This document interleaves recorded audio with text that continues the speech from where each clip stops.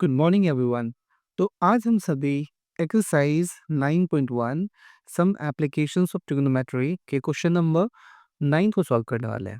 Question number 9 है हमारा, the angle of elevation of the top of a building from the foot of a tower is 30 degree.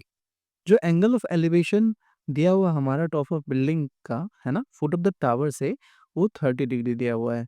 तो हमें यहाँ पे suppose करना है, ठीक है। तो हम लिखेंगे let A B the building and C D be the tower. ठीक है, ए बी हमारा क्या हो गया, बिल्डिंग हो गया, और सी डी जो हमारा टावर है। क्वेश्चन में दिया हुआ है कि जो टॉप ऑफ बिल्डिंग पे एंगल ऑफ एलिवेशन जो बन रहा है फुट ऑफ द टावर से, वो 30 डिग्री का है। तो ये हमारा टावर का फुट हो गया सी, है ना। यहाँ से जो एंगल ऑफ एलिवेशन बन रहा है ये 30 डिग्री का बन रहा है, ठीक है। और साथ ही साथ दिया हुआ है कि and the angle of elevation of the top of tower, है ना। टॉप ऑफ टावर पे जो एंगल ऑफ एलिवेशन बन रहा है from the foot of the building, ये 60 डिग्री का बन रहा है। तो हम इसे भी मेंशन कर देते हैं, ठीक है। ये हमारा 60 डिग्री का हो गया। हमें पूछा जा रहा है कि if the tower of if the height of tower is 50 metre, है ना। टावर की हाइट भी दी गई है, ये भी हम लिख लेते हैं। ये कितना दिया हुआ है, 50 मीटर। क्या दिया हुआ है, 50 मीटर। ये हाइट जो दिया हुआ है ये 50 मीटर दिया हुआ है। हमसे पूछा गया find the height of the building, हमें बिल्डिंग की हाइट बतानी है, ठीक है। तो इसे हमें बताना है, इसे हमने एच कंसिडर कर लिया। तो लिख लेते हैं हमने क्या सपोज किया, ठीक है। तो लिखेंगे let A B the building and C D be the tower, C D be the tower, ठीक है। हमने ए बी बिल्डिंग को कंसिडर किया है और सी डी जो है वो हमारा टावर है। सी डी कितना दिया हुआ है, 50 मीटर। ये भी हम लिख लेते हैं क्योंकि ये गिवन है। तो C D is equal to 50 metre. साथ ही साथ हमें एंगल ऑफ एलिवेशन दिया हुआ है। तो डी बी सी, है ना। एंगल डी बी सी ये दिया गया है 60 डिग्री, और angle A C B, angle A C B ये हमें दिया हुआ है 30 डिग्री। अब हम क्या करते हैं, क्वेश्चन को सॉल्व करते हैं। हमें हाइट निकालनी है बिल्डिंग की। चलिए देखते हैं कैसे सॉल्व किया जाए।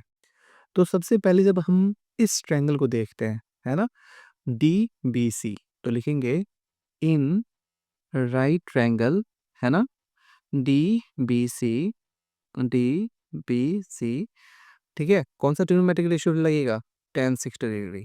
क्यों लगेगा, क्योंकि ये हमारा परपेंडिकुलर हो जाएगा, ये हमारा बेस हो जाएगा, ठीक है। तो tan 60 डिग्री क्या हो जाएगा हमारा, डी सी अपॉन, है ना, D C upon B C, ठीक है। जहाँ पे बी सी को हम एक्स कंसिडर कर सकते हैं, ठीक है। यहाँ पे हमने इसको एक्स सपोज कर लिया। तो आप लिख भी सकते हैं let B C be the X, है ना, जो कि हमारा बेस है। तो tan 60 का वैल्यू क्या होता है हमारा, ये होता है √3। डीसी क्या था हमारा, डीसी दिया हुआ है 50 डिग्री, 50 मीटर। लिख लिए, डीसी को हमने 50 से रिप्लेस कर लिया। बीसी हमने सपोज किया एक्स, है ना।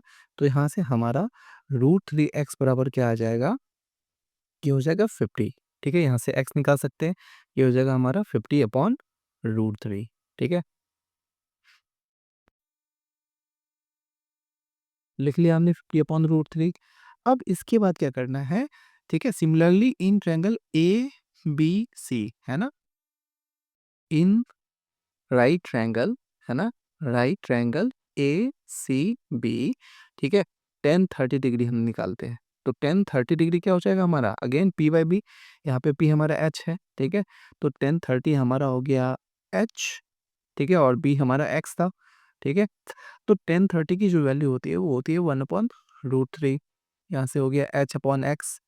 तो √3h बराबर एक्स हो जाएगा। तो एक्स बराबर क्या हो जाएगा, ये √3h। कैसे हुआ, तो एक्स और 1 को मल्टीप्लाई किए तो एक्स हो गया, √3 इंटू एच किए तो √3h हो गया।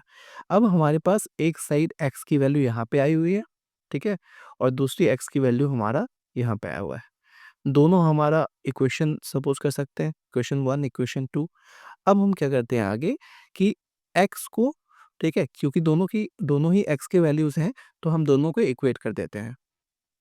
अब क्या लिखेंगे हम, फ्रॉम, है ना, फ्रॉम इक्वेशन 1 एंड इक्वेशन 2, ठीक है, वी गेट दोनों x की वैल्यू से, तो मैं लिख सकता हूँ √3h इज इक्वल टू 50/√3। जब √3 को हम क्रॉस मल्टीप्लाई करेंगे, ठीक है, तो इसकी साइन चेंज हो जाएगी, डिवाइड है, इधर आके मल्टीप्लाई हो जाएगा, तो √3 इंटू √3 क्या हो जाएगा हमारा 3। 3h बराबर क्या हो जाएगा हमारा 50। यहाँ से हम h निकाल सकते हैं 50/3। ये क्या देगा हमारा वैल्यूज 3, 16 3 से 48, 48 2, है ना। तो ये हमारा h हो गया, वैल्यू ऑफ h, ठीक है, हमने h फाइंड कर लिया। क्या है हमारा, ये जो h है ये हमारा 16 2/3, ठीक है, 16 होल में है, 2/3 फ्रैक्शन वैल्यूज है, ये मीटर हो गई, इसकी हाइट हो गई, ठीक है, मतलब बिल्डिंग की जो हाइट है ये हमने फाइंड कर लिया। तो यहाँ पे हम लिख सकते हैं, ठीक है, hence height of the building is equal to 16 2/3 metre, ठीक है, लिख भी सकते हैं hence height of the